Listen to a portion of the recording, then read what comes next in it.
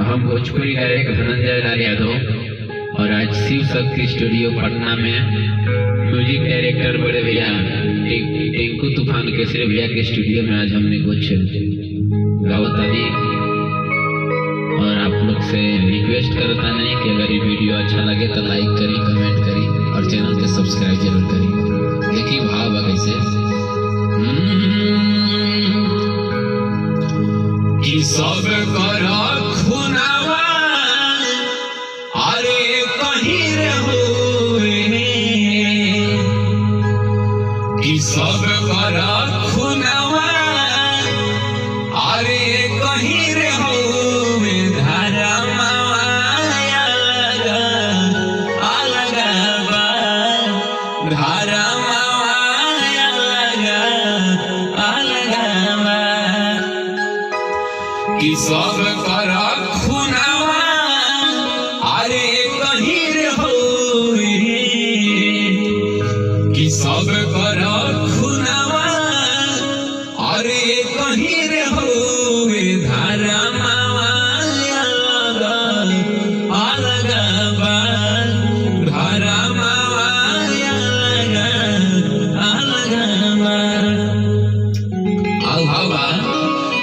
कि केहू माई बाबू के चरनिया के धोवे केहू के माई बाबू दिन रात रोवे कि केहू माई बाबू के चरनिया के धोवे केहू के माई बाबू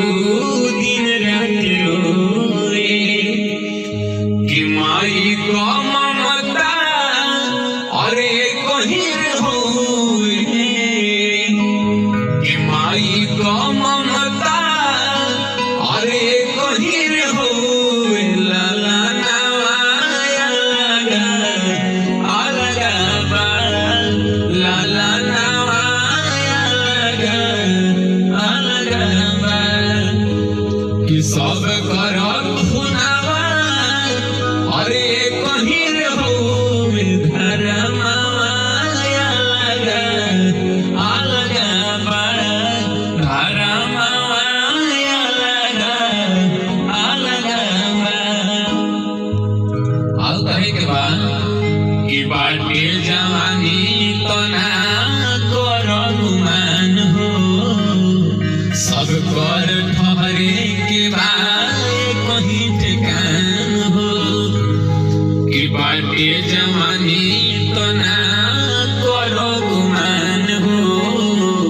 सब कर ठहरे के बाद कहीं ठिकान हो